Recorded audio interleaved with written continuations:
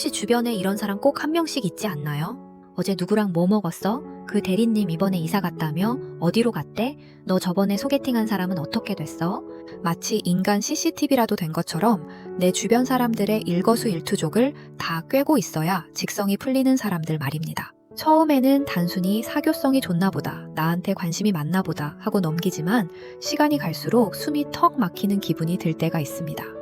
내 사생활이 실시간으로 중계되는 것 같아 불쾌하기도 하고 도대체 왜 저렇게까지 남의 일에 목을 매는지 의아하기도 하죠. 자, 그런데 여기서 진짜 소름 돋는 지점이 하나 있습니다. 그들이 단순히 수다를 좋아해서 그러는 게 아니라는 사실입니다. 모든 근황을 다 알아야만 하는 그 집착적인 심리 밑바닥에는 우리가 상상도 못했던 아주 복잡하고도 결핍된 본능이 숨어 있습니다. 오늘은 남의 인생을 생중계하듯 관찰하고 수집하는 사람들, 일명 정보 수집가들의 심연을 낱낱이 파헤쳐 보겠습니다. 이 영상을 끝까지 보시고 나면 여러분 주변에 떠오르는 그 사람의 행동이 단순한 호기심이 아니라 일종의 생존 전략이었다는 사실을 깨닫게 되실 겁니다. 이제부터가 진짜 본 게임입니다. 사실 인간은 태생적으로 타인에 대한 호기심을 갖도록 설계된 동물입니다. 원시 시대부터 옆 부족이 무엇을 먹는지, 누가 누구와 싸웠는지를 아는 것은 생존과 직결된 정보였으니까요. 하지만 현대사회에서 그 수위가 선을 넘는다면 이야기는 달라집니다. 주변 사람의 근황을 모조리 알아야 직성이 풀리는 심리, 그 첫 번째 핵심 키워드는 바로 통제감입니다. 생각해보세요. 내가 상황을 완벽하게 파악하고 있을 때와 아무것도 모를 때 언제 더 안심이 되나요? 당연히 전자입니다. 이들에게 정보는 곧 권력이고 무기입니다. 주변의 모든 역학관계와 근황을 손바닥 들여다보듯 알고 있으면 내가 이 집단에서 소외되지 않았다는 강력한 확신을 얻게 됩니다. 반대로 누군가 내가 모르는 비밀을 가지고 있거나 나만 쏙 빼놓고 재미있는 일이 벌어졌다는 걸 알게 되는 순간 이들은 극심한 불안을 느낍니다. 나만 모르면 어떡하지? 나만 바보 되는 거 아냐? 하는 공포가 이들을 정보 수집의 늪으로 몰아넣는 거죠. 결국 남의 근황을 묻는 행위는 상대에 대한 애정이 아니라 자기 자신의 불안을 잠재우기 위한 방어 기제에 가깝습니다. 여기서 한 걸음 더 들어가 보죠. 이들은 왜 하필 근황에 목을 맬까요? 그건 바로 서열 확인 때문이기도 합니다. 남의 불행이나 실수 혹은 예상치 못한 변화를 가장 먼저 안다는 건 심리적으로 우위에 서는 경험을 제공합니다. 개오빠 내 말이 맞지? 내가 그럴 줄 알았어 라는 말 뒤에 숨겨진 그 묘한 쾌감 느껴본 적 있으신가요? 이들에게 타인의 정보는 상대를 걱정하기 위한 재료가 아니라 자신의 판단력이 얼마나 뛰어난지 증명하고 상대를 내 통제권 아래 두려는 장치에 불과합니다. 그럼 여기서 질문 하나 던져볼게요. 이들이 수집한 정보를 혼자만 간직할까요? 절대 아닙니다. 여기서 두 번째 심리인 가십의 유희와 소속감이 등장합니다. 정보를 모으는 게 1단계라면 그걸 유통하는 게 2단계입니다. 네오 그거 알아? 로 시작하는 대화는 순식간에 사람들의 시선을 집중시킵니다. 내가 가진 정보로 타인의 주의를 끌 수 있다는 것, 그리고 내가 그 정보의 원천이 된다는 사실에서 이들은 엄청난 쾌감과 효능감을 느낍니다. 스탈링그라드 싸대기 갈 길 정도의 치열한 정보전 속에서 자신이 핵심 포스트를 차지하고 있다는 착각에 빠지는 겁니다. 이들은 정보를 주고받으며 일종의 동맹을 맺습니다. 우리끼리만 아는 비밀이야 라는 문장은 아주 강력한 소속감을 만들어내죠. 하지만 역설적이게도 이 동맹은 매우 취약합니다. 오늘 나의 동맹이었던 사람이 내일은 정보 수집의 타깃이 될 수 있다는 걸 모두가 은연중에 알고 있기 때문입니다. 그럼에도 불구하고 이들은 이 짜릿한 정보 게임을 멈추지 못합니다. 마치 마약처럼 타인의 사생활을 씹고 뜯고 맛보는 과정에서 얻는 자극이 너무나도 크기 때문입니다. 하지만 더 깊이 들어가 보면 정말 슬픈 진실이 하나 더 있습니다. 바로 자기 삶의 부재입니다.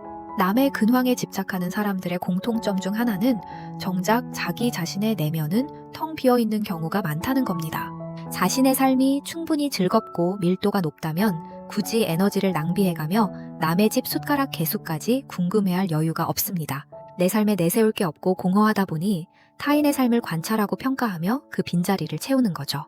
타인의 불행을 들으며 나는 그래도 저 정도는 아니지 라고 안도하거나 타인의 성공을 분석하며 시기 질투하는 과정 자체가 이들에게는 무료한 인생을 버티게 해주는 일종의 자극제가 되는 셈입니다. 자신의 정체성을 스스로 정의하지 못하고 남과의 비교를 통해서만 확인받으려는 낮은 자존감이 이들을 관음증적 호기심으로 내모는 것입니다. 오늘 저 사람은 뭘 했대? 라고 묻는 순간만큼은 자신의 비루한 현실을 잊을 수 있으니까요. 어쩌면 이들은 타인의 인생이라는 무대 위를 기웃거리는 영원한 관객일지도 모릅니다. 그렇다면 이런 사람들을 대할 때 우리는 어떻게 해야 할까요? 무턱대고 화를 내자니 속 좁은 사람이 될 것 같고 다 대답해 주자니 내 미천이 다 드러나는 것 같아 고민이 깊어집니다. 여기서 중요한 건 정보의 철벽을 치는 연습입니다. 이들은 마치 굶주린 하이에나처럼 새로운 먹잇감을 찾습니다. 내가 먹잇감을 주지 않으면 결국 다른 곳으로 고개를 돌리게 되어 있습니다. 구체적인 질문에는 모호하게 대답하고 화제를 자연스럽게 그 사람 본인의 이야기로 돌리는 기술이 필요합니다. 제 근황은 별거 없어요. 그나저나 이번에 하신 프로젝트는 어떻게 됐어요? 라고 공을 던져보세요. 본인 과시욕도 어느 정도 있는 부류라 자기 이야기를 시작하면 금방 기세가 꺾일 겁니다. 또한 이들에게 내 약점을 절대 보여주지 마세요. 이들이 묻는 괜찮아? 힘든 일 있어? 라는 말은 순수한 걱정이 아니라 정보를 캐내기 위한 미끼일 확률이 높습니다. 내가 힘들 때 던진 한마디가 내일 아침이면 온 동네에 변질되어 퍼져나갈 수 있다는 사실을 명심해야 합니다. 적당한 거리를 유지하며 내 삶의 주도권을 그들에게 넘겨주지 않는 것이 가장 현명한 대처법입니다. 물론 모든 정보 공유가 나쁜 건 아닙니다. 적당한 안부와 근황 확인은 관계를 윤택하게 만드는 윤활유죠. 하지만 그 관심이 따뜻한 온기가 아니라 차가운 감시의 눈초리로 느껴진다면 그건 명백히 경계해야 할 신호입니다. 주변의 모든 정보를 통제해야만 안심하는 그들의 심리는 결국 그만큼 그들의 마음이 취약하고 흔들리고 있다는 증거이기도 하니까요. 자, 오늘 이야기는 여기까지입니다. 여러분 주변에 떠오르는 그분, 이제는 왜 그런 행동을 했는지 조금은 이해가 가시나요? 결국 그들도 불안과 공허라는 감옥에 갇힌 가련한 정보 수집가들일 뿐입니다. 타인의 삶을 훔쳐보는 것으로는 절대 자신의 빈 가슴을 채울 수 없다는 걸 그들만 모르고 있는 거죠. 오늘 영상이 여러분의 인간관계 스트레스를 조금이라도 덜어드리는 든든한 방어선이 되었길 바랍니다. 오늘 내용이 유익하셨다면 구독과 좋아요 그리고 알림 설정까지 꼭 부탁드립니다. 여러분의 클릭 한 번이 더 깊고 흥미로운 심리 분석 콘텐츠를 만드는데 정말 큰 힘이 됩니다. 혹시 여러분 주변에도 이런 소름 돋는 인간 CCTV 때문에 고생한 경험이 있다면 댓글로 자유롭게 들려주세요. 함께 나누다 보면 그 사람의 무시무시한 집착도 한낱 가십거리로 느껴진다면 그건 명백히 경계해야 할 신호입니다.